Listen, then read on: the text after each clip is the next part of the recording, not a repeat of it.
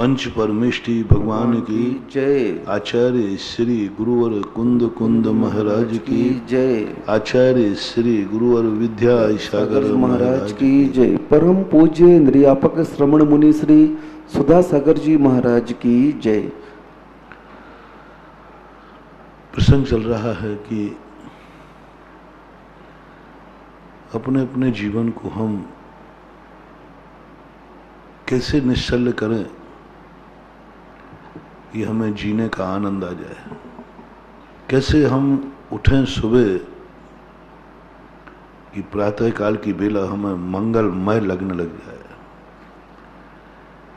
कैसे शयन करें हम कि सोने के पहले हमें तृप्ति का अनुभव हो जाए।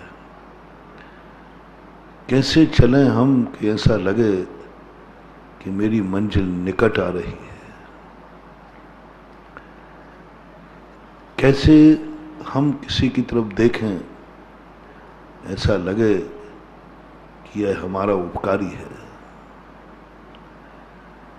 कैसे हम सुने कि ऐसा लगे कि कोई मुझे संगीत सुना रहा है।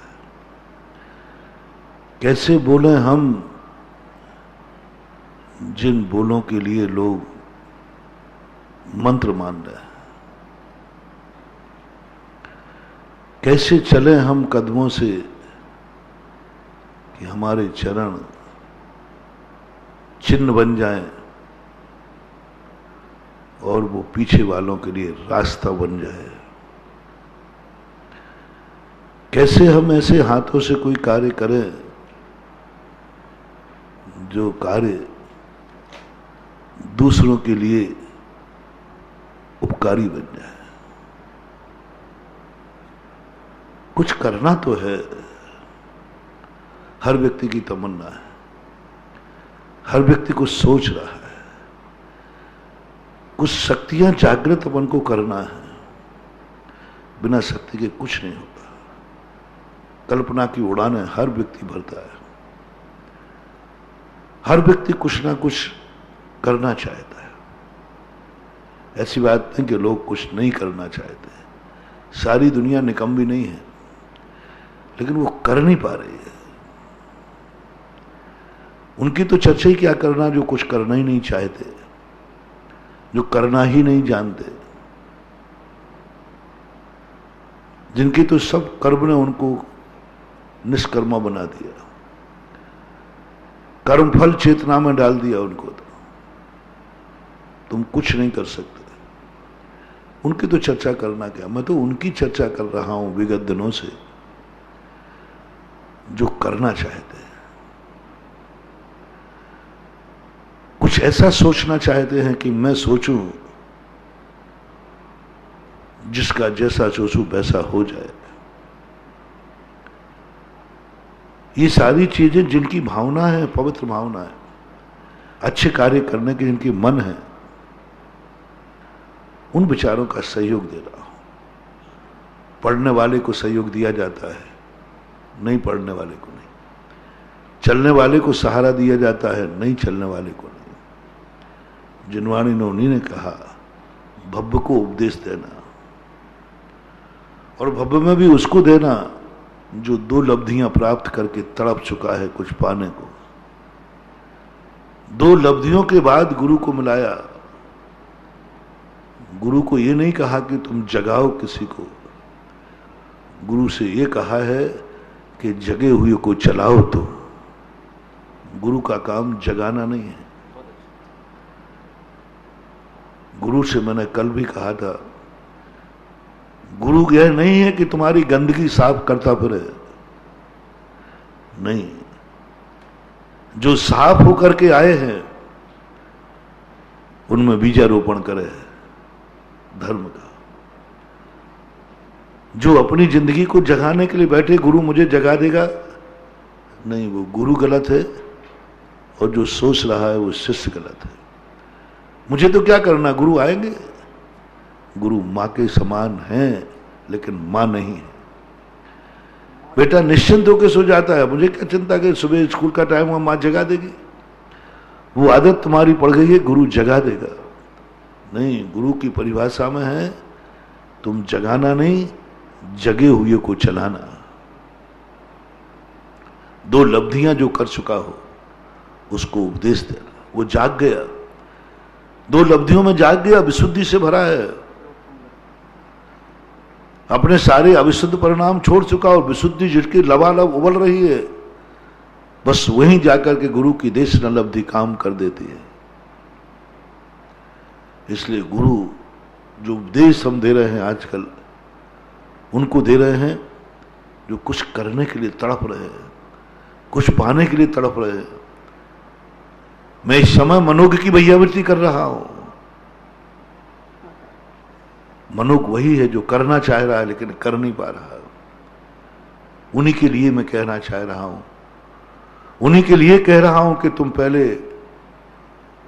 एक फैसला करो कि तुम्हारे अंदर तुम्हारी खुद की कमजोरी से कितनी परेशानियां आई हैं, तुम्हारी कितनी समस्याओं से घिरे हो।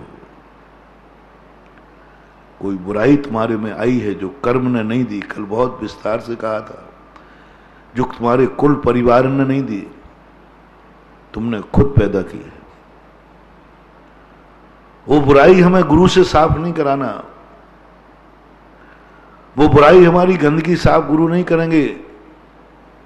मैं जैनी को वह मानता हूं, वह जैनी गुरु को पा जाएगा, वह जैनी गुरु से सब कुछ पा जाएगा जो एक नियम ले लेवे कि मैं अपनी बुराई को गुरु से नहीं छुड़वाऊंगा, मैं गुरु का इंतजार नहीं करूंगा, मैं बुराई छोड़ के गुरु के पास जाऊंगा।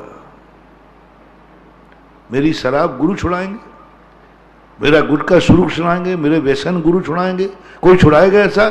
नहीं, ऐसी गलती कभी मत करना, मत करना। बहुत बड़ा अपराध है, बहुत बड़ा अपराध। हम गुरु हमारे लिए नीचे उतरे लेकिन गुरु हमारे लिए नीचे गिरे नहीं। नीचे उतरना और नीचे गिरना बहुत अंतर। नीचे उतरे वो जमीन तक उतरे हैं, ऐसा नहीं हो कि वो गड्ढे में गिर जाएं हमें उठाने के लिए। हम गड्ढे में गुरु के पास, गड्ढे में रहकर गुरु को ना पुकारें, गड्ढे से तो बाहर निकले हैं। गुरु सीढ़ियां चढ़ाएंगे हमें उंगली पकड़ करके, उंगली दिखा करके, लेकिन हम गड्ढे में तो गंदे हैं। गड्ढे में गिरा हुआ व्यक्ति गंदा होता है और गंदा गुरु उठाएंगे। गुरु के ये पावन हाथ, ये पवित्र हाथ हमें उठाने में गंदे हो जाएंगे। हम गंदे से, हम पावन हो पाए या नहीं हो पाए, लेकिन मेरे लिए गुरु को गंदा ना होना पड़ा। हम पावन हो पाए या ना हो पाए, गुरु को गंदा ना होना पड़े। ये व्यक्ति जो ध्यान रखता है वही व्यक्ति गुरु के पास जाता है। और कल मैंने कहा था कि गुरु ने एक बार ये कह दिया कि ओहो मैं गलत समझ बैठा है इसको, ये तो पहले त्याग करके आया, त्याग करके आया। गलत समझ बैठा मैंने रात्रि भोजन पूछ लिया, रात्रि भोजन त्याग है क्या? बोले महाराज आपको मालूम है मैं कौन हूं? आप जैन के यहां आए हैं भोजन करने के या जैन के यहां? साधु को जवाब देने की हिम्मत किसी श्रावक में हो तो ये कहे महाराज जी आप सुकुल में आए हैं कि दुष्टकुल में? आप जब अंजलि लेकर निकले तो चरिया के लिए जब खड़े हुए थे तो आप हमारे लिए इस कुल को क्या मान के खड़े हुए थे? क्या मान के खड़े हुए थे? सुकुल के दुष्कुल, सुकुल मान कर। जब हमने आपको परिक्रमा लगाई थी तब आपने हमें क्या मान के खड़े रहे? और इस घर में आप प्रवेश करके आ गए, कौन सा घर मान के आए हैं? पुण्यात्मा के कि पापी का? जैन का कि अजैन का? साधु को निरुत्तर करना है, गुरु को निरुत्तर करना है। गुरु कह दे जैन मान करके, पवित्र मान करके, तो फिर आपने ये कैसे पूछा कि इस घर में रात्रि भोजन तो नहीं करते हो? फिर कैसे पूछा कि गुटखा कर क्यों खाते हो? जब सुकुल है और जैन का कुल है तो सुकुल और जैनी तो वो होता है जिसमें ये गंदगी होती ही नहीं, शुरू से ही बंद हो जाती है। क्या मैं ऐसे घर में कभी आहार कर पाऊंगा? कि ऐसा घर कोई मुझे मिलेगा जो मुझे निरुत्तर कर दे, जो मेरी आंख को झुका दे। और वो कहे महाराज जी इसका अर्थ है कि आप खुद परखने में कमजोर हैं। आपने जब ये सुकुल मान करके खड़े हुए हो और आप जैन मान करके घर में प्रवेश किया है, तो आपको अपनी कसौटी पर, आपको अपनी परीक्षा पर विश्वास होना चाहिए। जिस दरवाजे में खड़ा हो उस दरवाजे में कभी गंदगी हो ही नहीं सकती। और मैं भी तुम्हें पड़घाना किया हूं। मैं जैन श्रावक हूं गुरुदेव, आपका चेला हूं। मैंने भी कुछ सीखा है कि यदि हम पवित्र ना हो पाए तो हम गुरु को गंदा नहीं करेंगे। यदि मेरा घर गंदा होता तो आपको नहीं लाते, क्योंकि आप तो वो चीज हैं जहां बैठते हैं वो मंदिर होता है, पवित्र होता है। मैं खुद नहीं लाता।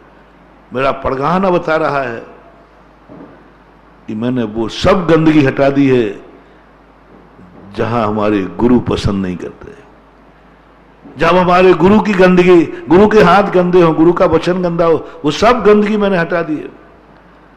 चौका लगता है तो सब गंदगी हटाई जाती है, जूते चप्पल छुपा दी जाती है, अलग गंदगी हटाओ महाराज आ रहे, झाड़ू सब, पांचों सूना, क्या सफाई मिलती है गजब की। बिल्कुल चौका लग रहा, बिल्कुल साफ मिलता है एकदम। कोई जूते चप्पल नहीं देखते, कोई तराजू नहीं, कुछ नहीं। हाँ सूना पान सूना नहीं, सब छुपा दे। चक्की है तो उस पर चटाई डाल देते, पहले डाल देते, सब कर देते, बाल्टी रस्से सब अलग कर देते, बिल्कुल एकदम साफ। बस महानुभाव ये तो प्रतीक है, ये तो संकेत है कि साधु आया है। तो कोई गंदी चीज साधु की आंखों में नहीं आना चाहिए। बस ऐसा ही तुम्हें ठीक से मैं सही तैयारी चौका लगाने के पहले करना है। गुरु आ रहा है, मेरी आत्मा में कोई गंदगी नहीं रहना चाहिए। तुम पड़घाने खड़े हो रहे हो, कोई गंदगी नहीं होती, कोई गंदा विचार नहीं हुआ, कोई गंदी आदत नहीं हो। पहले से साफ साफ करके रखो।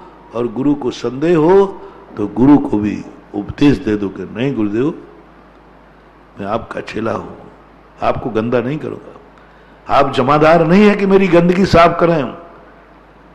मैं गंदगी साफ करके मन शुद्धि, वचन शुद्धि, काय शुद्धि, आहार जल शुद्ध। बोलो भैया, ये शुद्धि महाराज ने कराई है कि श्रावक ने बोली है? महाराज के आने के बाद तुम, महाराज ने फिर शुद्धि कराई है, फिर बोली महाराज आप मन शुद्ध करा दीजिए, आप मेरा वचन शुद्ध करा दीजिए, काया शुद्ध करा दीजिए। महाराज आएंगे तभी तो मन शुद्ध होगा, महाराज आएंगे तभी तो वचन शुद्ध होगा, महाराज कराएंगे तभी तो काया शुद्ध होगा। महाराज कहेंगे नहा ले बेटा, अब तो नहा लो। महाराज के आने के बाद नहाना चाहिए। महाराज कराएंगे शुद्धि। कल्पना करना एक बार, महाराज तुम्हें नहलाएंगे, अब महाराज आ गया, अपन तो बैठे भाई, गुरु जी आएंगे जो सबका, तो गुरु का अब बेटा नहा ले, मैं नहा रहा हूं, और लोटा डाल। महाराज कैसे नहाना, नहा दो। एक बार गुरु से नहवा लेना, कहां पहुंचोगे?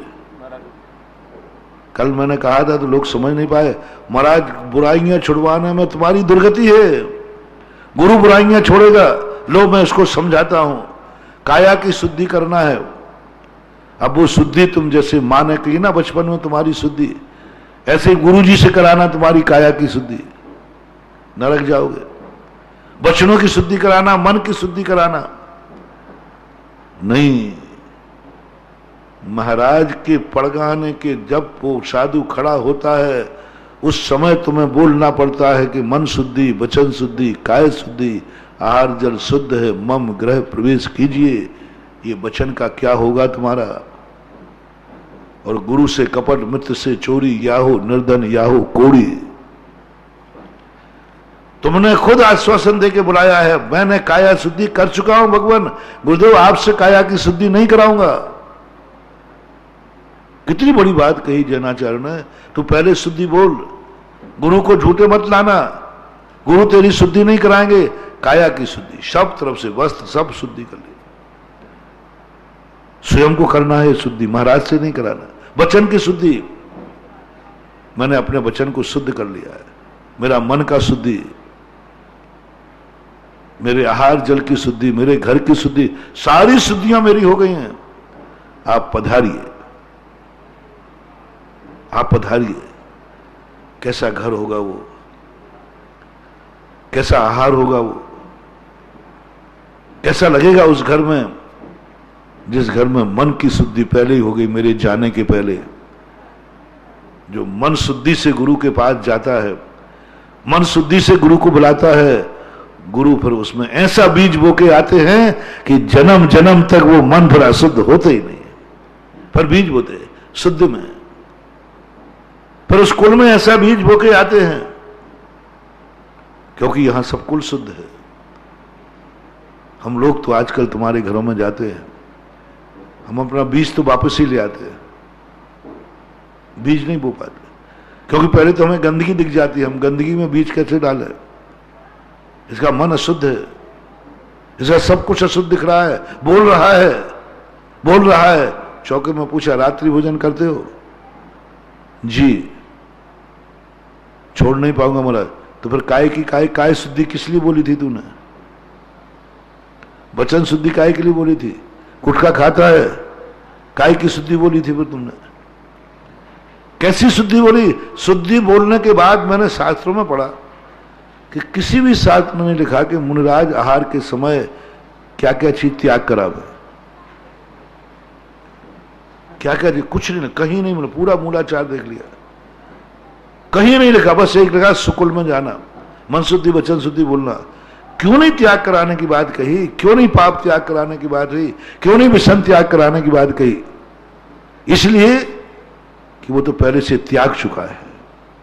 वो ही पड़गा सकता है जो इन गंदगियों का त्यागी हो चुका है, नहा चुका है, जिसने नियम ले लिया है कि मैं कभी नशा नहीं करूंगा, मेरी काया शुद्ध रहेगी, मैं रात में भक्षण नहीं करूंगा, मैं अवक्ष सेवन नहीं करूंगा। वो पहले ही मन शुद्धि करके बोल गया। अब तुम क्या बुलाओगे? तुम क्या उसकी शुद्धि पर चैलेंज दे रहे हो? उसने मन शुद्धि वचन शुद्धि काय शुद्धि बोल दी, अब क्या उसके लिए तुम चैलेंज दे रहे हो? चुप रहो, हार ले लीजिए आप। और आज की मन शुद्धि वचन शुद्धि काय शुद्धि के बोलने पर यदि हम लोग आहार ले लें तो कहो अंजलि में पानी के स्थान पर शराब की बोतल नहीं आ जाए, कहीं सौंफ के स्थान पर गुटखा नहीं आ जाए, कहो सब्जी के स्थान पर आलू नहीं आ जाए, पता नहीं क्या क्या हो जाएगा। आजकल हमें घर में जाते ही सबसे पहले गंदगी साफ करना पड़ती है। इसलिए पंचाश्चर्य नहीं हो रहे, इसलिए अतिशय नहीं हो रहे, इसलिए महाराज लोग तुम्हारे घर में जा रहे हैं, वो चमत्कार जो होते थे वो नहीं हो रहे। मैंने पहले ही कहा था, पंचाश्चर्य श्रावक के पुण्य से होते हैं, साधु के पुण्य से नहीं। साधु के पुण्य से कभी पंचाश्चर्य नहीं होता, कितनी तपस्वी साधु हो। श्रावक के पुण्य से कभी पंचाश्चर्य नहीं होते, न साधु के पुण्य से। शास्त्रों में ऐसे कई उदाहरण हैं। एक चौके में रत्न बरसे, दूसरे में नहीं बरसे। महाराज तो वही थे, श्रावक के पुण्य से बढ़ते, श्रावक की क्रिया से बढ़ते। आज सारे अतिशय खत्म हो गए, क्योंकि जाते ही महाराज को गंदगी दिख जाती है, गंदे लोग दिख जाते हैं हम, और वे गंदगी साफ करने में लग जाते हैं। पहले त्याग कराओ, पहले शराब त्याग कराओ, गुटखा त्याग कराओ, फिर आहार लो। फिर क्या आहार लूं? खाक गंदगी करके फिर आहार लेना पड़ता है, गंदगी साफ करके आहार लेना पड़ता है। कुछ करो ऐसा कि तुम्हारा गुरु तुम्हारी उस गंदगी को ना छुड़ाए जो गंदगी तुमने स्वयं पैदा की है। कर्मों की गंदगी मैंने पहले कह दिया, मैं छुड़ा दूंगा, लेकिन जो तुमने पैदा की है, जो विषम तुम्हारे पास आया है, उसको तुम्हें खुद करना पड़ेगा, खुद विचार करना है, खुद सोचना है। कोई भी कार्य करने के पहले सबसे पहले विचार करो, जिन्होंने अभी कोई कार्य नहीं किए हैं, कोई भी करे, कहीं ये गंदगी मेरे द्वारा तो नहीं स्थापित हो रही है। संस्कार से जो आई उसकी चर्चा नहीं कर रहा हूं मैं, जो तुम्हारे अंदर से आई है उसमें सबसे पहले देख लेना कि ये गंदगी यदि की है मैंने, तो मैं इसको स्वयं साफ करूंगा, स्वयं साफ करूंगा। गुरु साफ नहीं कराएंगे, मैं छोड़ूंगा। मैंने गुटखा शुरू किया है, मैं बंद करूंगा। मैंने गाली देना शुरू किया है, मैं छोड़ूंगा। मैं गलत रास्ते पे गया हूं, मैं सही रास्ते पे आऊंगा। रुको गुरु, आप मत आना यहाँ, ये बहुत गंदा स्थान है। रुको गुरु, गड्ढे में आप मत उतरना, मैं खुद उठ के आऊंगा, क्योंकि मैं खुद बोतल पी के गिरा हूं। आप तो मुझे सीढ़ियां चढ़ाना, गड्ढे से तो मैं स्वयं उठूंगा। कुछ अपन को भी करना है, कुछ अपने लिए भी करना है। कोई भी कार्य करते समय सबसे पहले ये देखो, करने के पहले दो बातें ध्यान रखना है। एक आइटम दे रहा हूं करने के पहले, और एक दे रहा हूं करने के बाद। करने के पहले यह सोचना है कि यह कार्य मेरे पहले मेरे पूर्वजों ने किया है या नहीं, मेरे पूर्वजों ने किया है कि नहीं। तुम जिन कार्यों के लिए परेशानी में पड़ जाते हो और परेशानियां दूर नहीं होती, उसका मूल कारण क्या है, और मूल समस्या से समाधान बता रहा हूं। कार्य करने के पहले सोचना, क्या तुम्हारे पूर्वज ने यह कार्य किया है। यदि कुछ मिल जाए तो फिर परसेंटेज निकालना कि कितने पीढ़ियों में हुआ है, कितनी पीढ़ियों में नहीं हुआ है। जिस वंश में तुम्हारा जन्म हुआ है, फिर बहुमत निकाल लेना। बहुमत जिस तरफ जाए उस कार्य को तुम कर लेना। तुम्हारे लिए उस कार्य के जो दुष्परिणाम है, उस भोगने के पहले कोई तुम्हें उस दुष्परिणाम से बचा लेगा, क्योंकि वो कार्य तुम्हारे द्वारा नहीं, समाज के द्वारा है। वह कार्य करो कि तुम्हारे माँ बाप को बहुत अच्छा लगे। उन्होंने कहा मैं भी करता था, बेटा वही करता है। हर पिता चाहता है कि बेटा वही करे जो मैं करता हूं। कुल परंपरा, कुलाचार की कल हमने बात की थी। कुलाचार गुरु के नहीं, गुरु धर्माचार्य हैं, कुलाचार्य नहीं हैं। आज माँ बाप बहुत बड़े भ्रष्ट हो गए हैं। आज जैसे आचार्य के साथ कहा जाता है, अभी कहा था आचार्य से, कहा 16 कारण भावना में सुन रहे थे आप लोग। आचार्य जो हैं वो कुछ ऐसा अपने जीवन में अपने शिष्यों के प्रति कुछ नहीं दे पाए, कुछ नहीं कर पाए, तो उनकी समाधि बिगड़ जाती। जिन्होंने माँ बाप ने पैदा किया है, यदि वो बच्चों को कुलाचार नहीं सिखा पाए, जात्याचार नहीं सिखा पाए, जैन कुल में जन्म लेने का आचार क्या है वो नहीं सिखा पाए, ऐसे माता पिता की सदगति नहीं होती, दुर्गति होती है।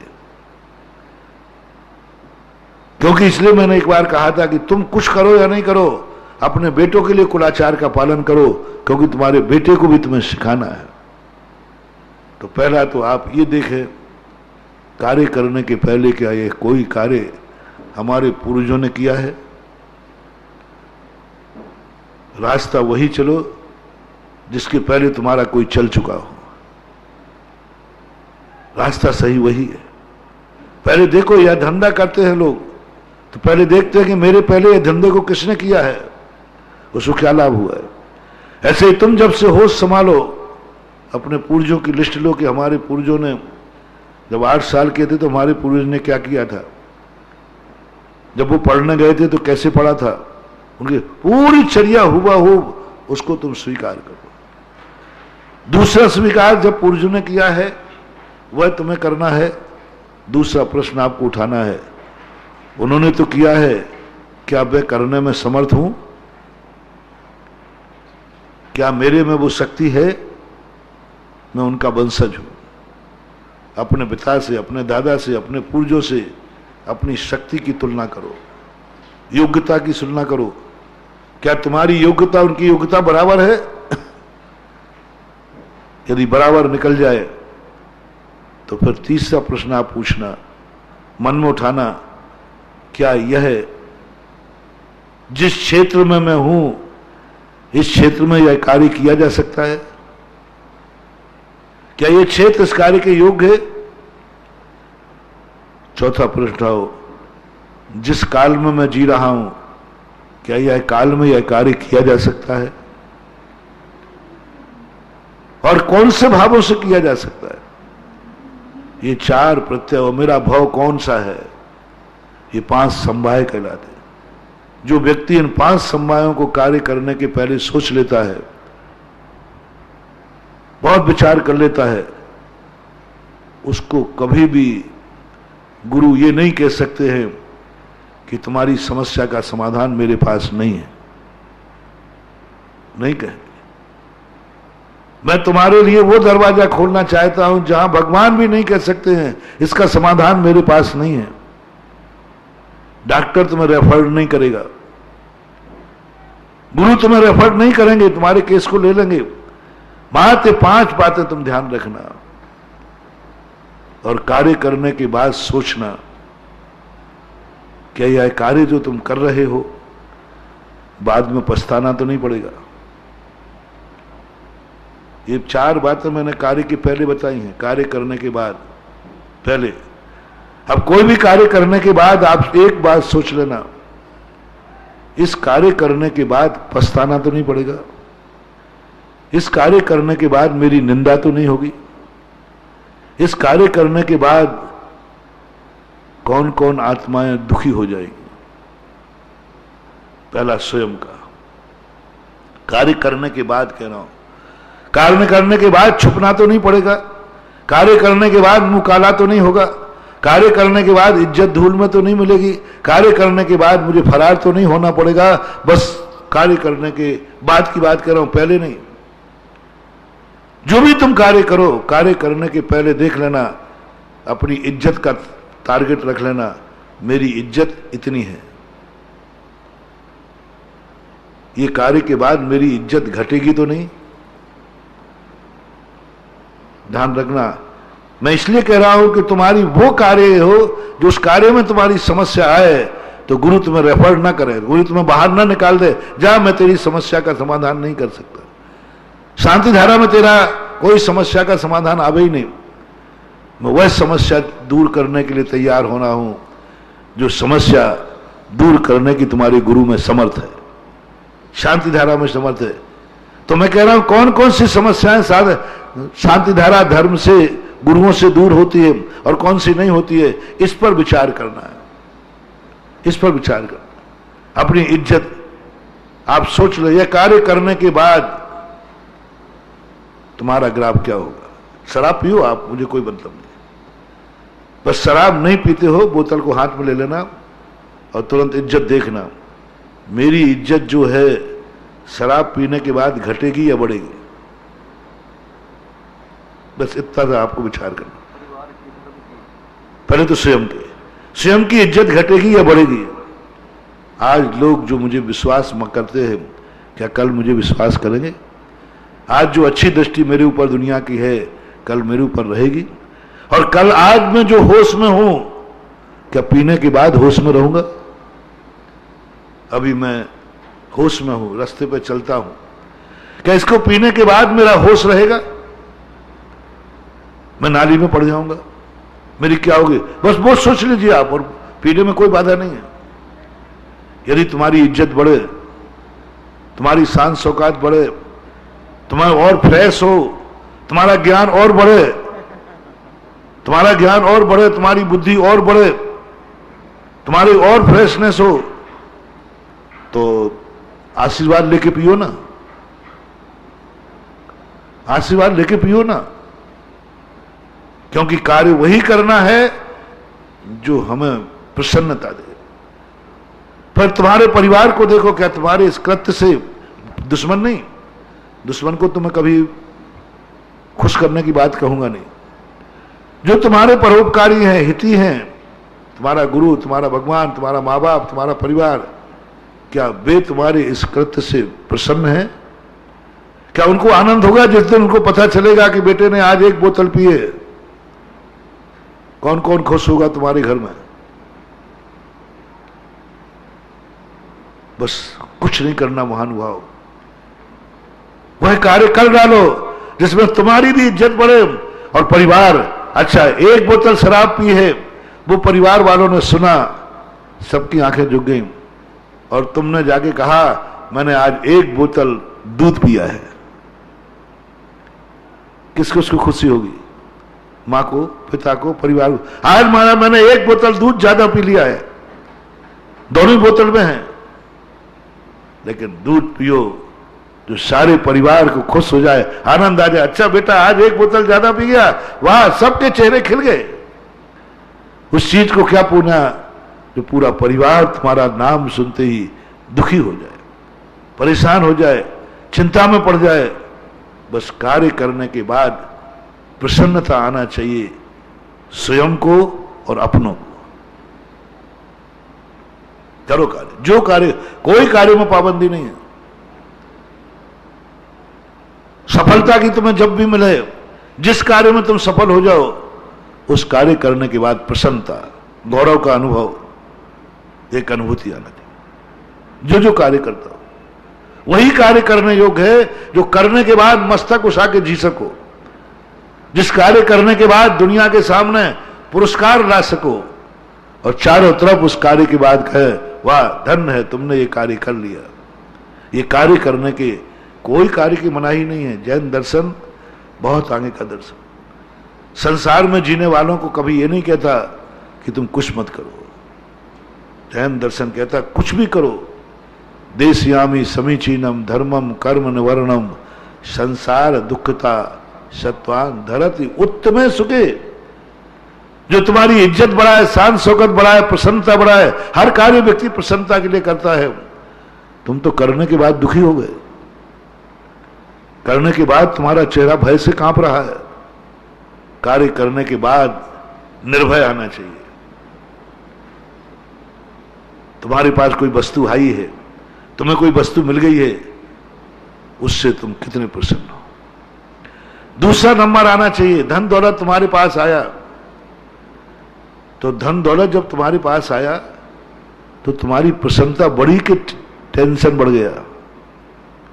अब उसको कहां छुपाऊं, क्योंकि चोरी का माल है। धन तुम्हारे पास आया, दौलत तुम्हारे पास आई, तुम टेंशन में आ गए, क्या करूं, कहां छुपाऊं, क्योंकि चोरी का माल है। महावीर ऐसे धन की निंदा करते हैं जिसको पाने के बाद तुम टेंशन में आ जाओ, पाने के बाद भयशील हो जाओ। ऐसा धन कमाओ, पाने के बाद तुम्हारा टेंशन मुक्त हो जाओ। हम लोग देखो, हम लोग जो भी कमाई करते हैं, धर्म की प्रशंसा क्यों होती है कि जैसे जैसे धर्म बढ़ता है स्वयं को आनंद आता है और जो लोग अपने हैं उनको भी आनंद आता है। बोलो, हम लोग तपस्या करते हैं तो हमें तो आनंद आता है, आप लोगों को भी आता है कि नहीं, मेरे भक्तों को? अरे बड़ा गर्व होता है कि हमारे गुरु महाराज ऐसे तपस्वी हैं, शान से बोलते हैं, उनकी तपस्या से दुखी नहीं है। अभी आचार्य परमेश की भक्ति भावना में देख रहे थे ना, हमारा गुरु वो है जिनकी हम प्रशंसा करते हुए नहीं थकते, उन्होंने कार्य ऐसे किए। ऐसा कार्य करो कि जो अपने लोग हैं वे गौरव महसूस करें, जो अपने अधीन है वे गौरव महसूस करें। अपने लोगों का है आज मैं धन्य हो गया ऐसे बेटे को, ऐसे चेले को पा करके, आज मैं धन्य हो गया ऐसे गुरु को पा करके। ये दुनिया बहुत बड़ी विचित्र है। सबसे बड़ा ध्यान रखना दुनिया में, कौन मुझे पाकर के धन्य हो रहा है। गुरु शिष्य को पाकर, शिष्य को भी सोचना है क्या हमारा गुरु मुझे पाकर धन्य हुआ? क्या गुरु को ऐसा महसूस हो रहा है ओहो मैंने दीक्षा देके धन्य किए, मेरे से कोई गलती नहीं हुई है, मेरे से बहुत बड़ा कार्य हुआ है। गुरु भी अपने आप को धन्य मानते। जब उनके मन में रोकते अरे मेरा शिष्य जो मैं नहीं कर पाया वो मेरे शिष्य ने कर दिया, आनंद आता, एक आनंद। अपनी जिंदगी में सदा कहता हूं मैं, मरने के पहले यदि कुछ गुरु बनाना है तो एक साधना जरूर करना है।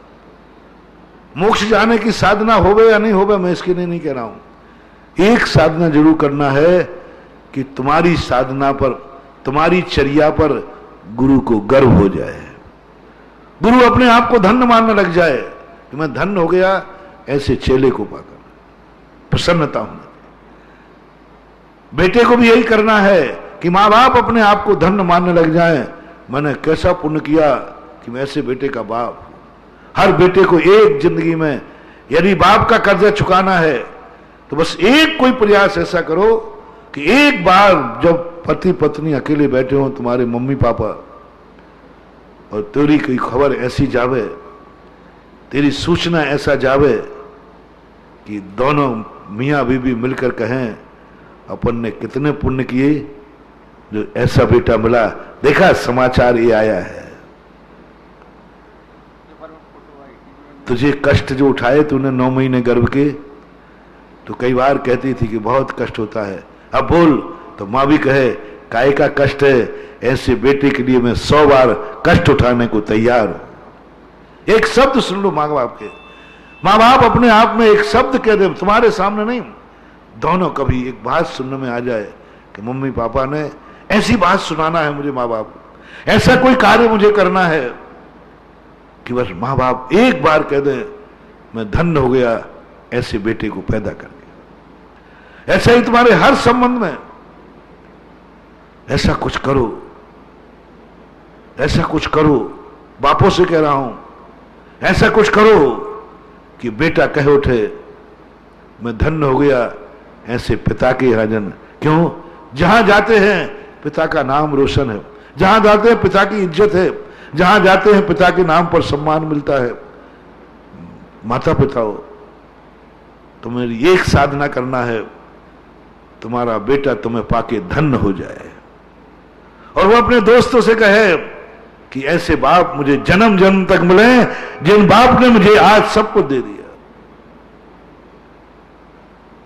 मियां बीबी भी ऐसे, दोनों के लिए मैं साधना देता हूं, कोई बड़ी साधना नहीं, उपवास की साधना नहीं दूंगा, कोई दान मान की बात नहीं करूंगा। वैसे लॉकडाउन में मैंने दान के प्रवचनों को लॉक कर दिया है, दान मान के ज्यादा नहीं दे रहा हूं। अब बहुत सरल उपाय, सरल प्रवचन दे रहा हूं। एक दंपति को प्रवचन देता हूं, दोनों के लिए साधना, सावधान। पत्नी को एक साधना करना है कि जिंदगी में तुम्हारा पति तुम्हें पाकर के धन्य हो जाए और वो कह उठे कि मैंने कितने पुण्य किए जो मुझे ऐसी नारी मिली, ऐसा धन्य हुआ। धन्य बस वो उसको महसूस हो जाना चाहिए। पूरा घर में जैसे तुम ससुराल गई हो, लो ससुराल कोई नरक का द्वार नहीं है, लेकिन ससुराल से बड़ा कोई नरक नहीं है। ससुराल कोई नरक का द्वार नहीं है, नरक नहीं है, उससे बड़ा कोई नरक नहीं है। बस इतना सा सोचना है हर लड़की के लिए, देखना वो कहां पहुंचने वाली है। बस एक ही, जिस घर में तुमने कदम रखा है, क्या ससुराल का हर व्यक्ति तुमसे धन्य मान रहा है? हर बहू की सफलता। कभी सासू अपनी सहेली से मिलकर कहे जब से बहू घर में आई है साक्षात देवी है, घर का माहौल ही बदल गया। मैं जन्म देने वाली बेटी, जन्म देने वाली मां इन बेटों को नहीं सुधार पाई, मेरा पति मैं नहीं सुधार पाई, लेकिन इस बहू ने सारे घर का ऐसा सुधार किया है, सबको लाइन पर लगा दिया। सब बिना मंदिर के खाते थे, अब सब मंदिर के जाते। ये सब बहू की करामात। सब रात में खाते थे, बहू आई तब से दिन में खाने लगे। सब अभक्ष खाते थे, 10 लाख क्षण पर्व में भी अभक्ष खाते थे। लेकिन क्या बहू ने चमत्कार किया है, हमारा घर सब पवित्र हो गया है। क्या कभी तुमने बहू ने ये सोचा, विचार किया जिस घर में जाऊंगी सम्मान पाऊंगी? चुनौती बना लो कि सासू के सम्मान पाके रहूंगी, और सासू एक दिन वो कहेगी जो मैं नहीं कर पाई वो मेरी बहू ने आके कर दिया। अच्छे कार्यों की बात कर रहा हूं। ये प्रयास होना चाहिए, ये प्रयास होना चाहिए, हर बहू को ये करना है। और जो नहीं कर पाए, यदि एक व्यक्ति ने तुम्हें कोस दिया, ये डायन जब से आई है सबसे घर का सत्यानाश हुआ, समझ लेना तुम ससुराल नहीं गई हो, नरक में हो, तुमने वहां नरक बना दिया है, नरक बना लिया है। तुम्हारे जाने से घर नरक बन गया, तुम्हारे जाने से घर में फूट पड़ गई, तुम्हारे घर जाने से घर में कलही होने लगी। ये अभिशाप मत लेना महानुभाव, मत लेना। बहुओं से मेरा कहना है तुम ससुराल में जाकर अभिशप्त मत होना। विवाह मत करो तो अच्छा है, बिना विवाह की रह जाओ तो अच्छा है, लेकिन विवाह करो तो एक संकल्प लेके करना, उस घर को मैं धन्य करूंगी, उस घर में मेरे जाने के बाद हर व्यक्ति कहेगा जो हमारे कुल में कभी नहीं हो पाया, जो ऐसा पावन कार्य हमारे घर में हुआ जब से बहू आया, और यदि ऐसा कर लिया इसलिए तुम्हें लक्ष्मी कहते हैं। हर व्यक्ति के जब से बहू का घर में पड़ा है सब कुछ बात। दूसरा, जिस पति को तुमने सुना है बस वो एक ऐसी आनंद के अनुभव में धन्य हो गया, और यही व्यक्ति पति से कहना है,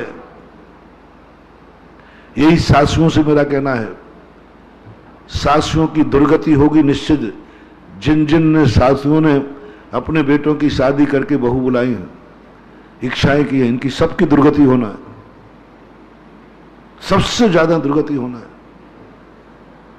और मैं सदगति का मार्ग बता रहा हूं। तुम्हारे घर में जो बहू आई, सासुओं के लिए और कोई साधन, मंदिर नहीं आएंगे तो चलेगा, सासू के लिए कह रहा हूं, श्रावका के लिए नहीं।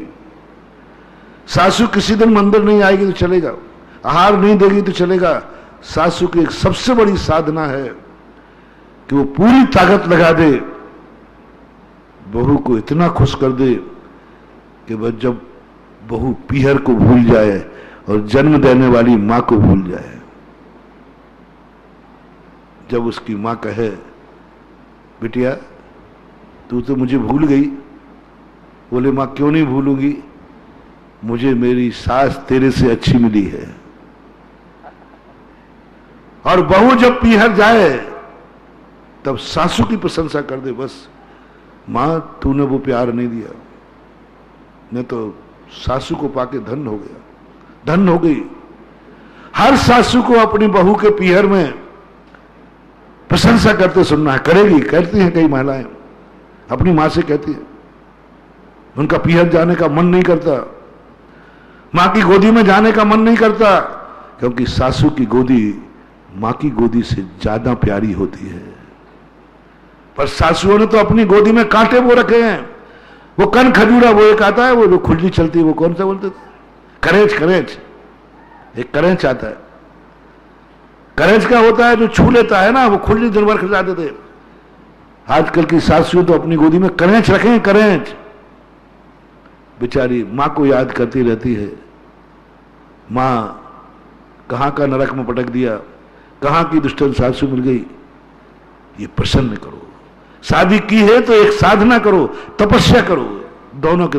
या तो बहू को लाओ मत, लाओ तो हर सासू को एक नियम करना है, बहू का वरदान लूंगा, बहू की वरदान दुआ लूंगा, और बहू कहेगी मां से भी अच्छी मेरी सासू है। एक साधना करना है हर सासू के लिए, और हर पति को यह साधना करना है कि पत्नी धन्य मानने लग जाए कि मैं धन्य हो गई जो मुझे ऐसे पति मिले। एक प्रसन्नता का वातावरण बनाना। दूसरा आपको देना, जो भी तुम्हारी चीज आई, ऐसे ही धन आया है जैसे मैंने सबका कह दिया। अब दूसरा प्रश्न आना चाहिए, कार्य करने के बाद जो तुम सफल हुए हो कार्य में, जो तुमने कार्य किया है, इसके बाद घर में प्रेम बढ़ा है या घटा है? धन दौलत आया, व्यापार में पैसा आया, तुम्हारा प्रेम बढ़ा है कि घटा है? अच्छा व्यापार चलने लगा, भाइयों में प्रेम बढ़ा है कि घटा है? तुम कमाने लगे, मम्मी पापा से प्रेम बढ़ा है कि घटा है? तुम कमाने लगे, इससे अच्छे तो नहीं कमाते थे, कम से कम एक साथ थाली में तो खाते थे, अब तुम कमाने लगे, प्रेम घट गया। 90% जो कमाने लग जाते हैं परिवार टूट जाते हैं। आज स्त्रियां भी कमाने जाने लगी, ज्यादातर परिवार टूट रहे हैं इसी कारण। अरे कमाने से, धन आने से तो प्रेम बढ़ना चाहिए। जिस कार्य करने से प्रेम बढ़े, जो हमारे जन्म से हैं, जो हमारे साथ रहने वाले हैं, उनमें प्रेम बढ़े, तो समझ लेना चाहिए वो कार्य करने योग्य है। उस कार्य में यदि तुम्हें समस्या आएगी, उस समस्या का समाधान मैं तुम्हें बताऊंगा, है मेरे पास। लेकिन वह कार्य तुमने किया जिसमें प्रेम घट गया, तुमने वो कमाई की कि मां बाप से छुपाने का भाव आ गया, फेंक देना इस पानी को, इस धन को, इस दौलत को, इस कितना भी बड़ा कार्य कर हो, तुरंत उस धन में आग लगा देना। ये वो धन है जिसने मुझे माँ बाप का विश्वास खो दिया। आज मुझे ये पैसा माँ बाप से छुपा के रखना पड़ रहा है, आज माँ बाप से छुपा के रखना पड़ रहा है। आग लगा दो उस धन में, फेंक दो उस कार्य को। मैं ये पाप नहीं कर सकता। माँ बाप से अलग होने का भाव, उसी दिन शादी की तलाक दे देना। जिस दिन तुम्हारी पत्नी या तुम्हारे मन में शादी के बाद अलग होने का भाव आवे, पत्नी से कह देना मैंने शादी प्रेम के लिए की थी कि एक और सदस्य का प्रेम मेरे यहां बढ़ेगा। तूने तो आते ही जो मेरे प्रेम थे जिंदगी 25 साल के, उस प्रेम में भी दरार डाल दी। क्या काम की वो शादी जिसमें प्रेम टूट जाए, माँ बाप का, परिवार का। क्या काम का वो धन दौलत जो हम भाइयों भाइयों को अलग कर दे। इससे अच्छी तो वो गरीबी ठीक है, इससे अच्छी तो वो निकम्मापन ठीक है। कम से कम जैसी थी, रूखी थी, सूखी थी, एक थाली में तो खाते थे। आज सब कुछ यही हो रहा है। तीसरा कारण आप कार्य करने के बाद ध्यान रखना, इस कार्य करने के बाद तुम्हें पवित्रता बढ़ी है कि अपवित्रता बढ़ी है। मैं धन का उदाहरण दे रहा हूं। तुम्हारे धन पाने के बाद तुम्हारे जीवन में पवित्रता आई है कि अपवित्रता आई है? फैसला कर लो। तुमने जो भी कार्य किया उससे तुम पवित्र हुए हो कि अपवित्र हुए? तुम्हें आंख मिली है, इससे तुम पवित्र ज्यादा होते हो कि अपवित्र ज्यादा होते हो? ये कानों से तुम पवित्र ज्यादा होते हो कि अपवित्र ज्यादा होते हो? कान में आवाज आते ही तुम्हारा मन विकारों से भरता है। कौन सी बात देखना है जिसको देखने के बाद आत्मा का विकार भाग जाए? उस कार्य को नहीं देखना है जिसमें आत्मा को देखने के बाद आत्मा में विकार जाग जाए। आंख पवित्रता होने के लिए मिली है, पवित्र आत्माओं को देखने मिली है। जिससे देखूं मेरे मन का मैल धुल जाए, उसको देखना है। उसके लिए आंख सार्थक है। इस आंख से जिसको देखा मन मलिन हो गया, समझ लेना ये आंख तुम्हारे लिए दुश्मन बन के आई है, तुम्हारा नाश करके रहेगी। मैंने कई बार कहा, पुण्य भी कई बार हमारा दुश्मन बन के आता है। इस आंख को देखने के बाद विकार जागा कि विकार भागा? विकार जागा तो आंख तुम्हारी दुश्मन है, तुम्हारा नाश करके आएगी, शत्रु बन के आई है आंख। कानों ने, तुम्हारे कान शत्रु है कि मित्र हैं? इन कानों से सुनने के बाद तुम्हारी शांति भंग हुई है या शांति आई है? जो शब्द सुनने से शांति आवे, बस वही कानों की सफलता है। और जिसके शब्द सुनने से अशांति हो जाए, ये कान तुम्हारे दुश्मन है। हर चीज को ले लेना। पवित्रता घट रही है, धन आ रहा है, पापी होता जा रहा है व्यक्ति, पापी से और पापी होता जा रहा है। जितना जितना धन बढ़ रहा है उतना उतना वो पापी हो रहा है। आज 99% व्यक्ति को पुण्य पापी बना रहा है, धन दौलत पापी बना, समृद्धि पापी बना रहा है। जितना जितना पुण्य बढ़ रहा है उतना उतना व्यक्ति पापी हो रहा है। आप देख लीजिए, आप खुद परखिए। जिस क्षेत्र में आप आगे बढ़ रहे हो, सफलता पा रहे हो, उतने ही आप पापी होते जा रहे हो। मैंने एक बार संस्मरण सुनाया था। एक व्यक्ति अभिषेक पूजन करता था, प्रतिदिन मुनि को आहार देता था जब भी मिलते थे, और बड़ा प्रभावित था। मैं खुद प्रभावित था। इतना बढ़िया धर्मात्मा, एक जवान लोगों को देखकर आनंद आता है, बहुत धर्म करता था। उसने एक इंटरव्यू दिया आईएएस ऑफिसर का। इंटरव्यू देने के बाद मैंने उसके लिए ताकत लगाई। धर्मात्मा जीव था, बहुत धर्म करता था, अभिषेक पूजन करता था। उसके ऑफिसर में पास हो गया, लग गया। बहुत दिन के बाद जब मिला तो उन्होंने कहा, गुरुजी आपको आशीर्वाद से मेरी नौकरी लगी। मैंने कहा ये तो ठीक है, अभिषेक पूजन चल रहा है कि नहीं? बोले महाराज अब मैं अभिषेक करूंगा। मैं आईएएस ऑफिसर, मुझे इसलिए तकलीफ हुई कि वो जब भी मैं जाता था वो तुरंत आहार देता था। इस बार उसने आहार ही नहीं दिया। तो मैंने आहार की बात पूछा, क्यों? बोले महाराज अब मैं धोती दुपट्टा पूछो। मैंने की गलती हो गई, काश तुम ऑफिसर नहीं बनते तो आज पावन बने रहते, ऑफिसर बनने के बाद तो तुम गंदे हो गए, तुम्हारा विनाश हो गया। ये ऑफिसर पद तुम्हारी दुर्गति का कारण बना। तुम्हें वरदान नहीं है। मुझे पश्चाताप है कि मैंने आशीर्वाद देकर बहुत बड़ा पाप किया है। मैंने उससे कहा मेरी गलती, मैंने आशीर्वाद देकर पाप किया है। और यह भी कान खोल के सुन ले, ये ऑफिसर पद ही तुझे दुर्गति का कारण बनेगा, क्योंकि इस पद ने तुम्हारा सब धर्म छुड़ा दिया। इस पद ने अभिषेक छुड़ा दिया, पूजा छुड़ा दी, जब भी छुड़ा दिया। जिस जिस पुण्य कर्म के उदय से तुम्हारा धर्म छूटने लग जाए, समझ लेना वह तुम्हारा पुण्य नहीं है, तुम्हारा बैरी बन के आया है। जिस जिस पुण्य से, जिस कारण से तुम्हारा मन अपवित्र होने लग जाए, अपवित्र होने लग जाए, तुम्हारे मन में कहीं पवित्रता नष्ट होने लग जाए, चेत जाना महानुभाव, जिस कार्य से तुम अपवित्र होते हो वह कार्य कदापि नहीं करना। जिस कार्य के कारण तुम्हारा मन मलिन होता है, तुम्हारी जिंदगी बिल्कुल मिट जाती है, वो कार्य नहीं। इसलिए तीन चीजें कार्य करने के पहले सोचना है कि कार्य करने के बाद प्रसन्नता रहेगी या नहीं रहेगी, कार्य करने के बाद क्या अपनों में प्रेम रहेगा कि नहीं रहेगा, ये कार्य करने के बाद मैं पवित्र रहूंगा या नहीं रहूंगा। ये तीन बातें कार्य करने के बाद सोचना है। और इनके द्वारा यदि समस्या आएगी तो इस समस्या का समाधान हमारे पास नहीं है। आज इतने ही कह के विराम करता हूं। महावीर भगवान।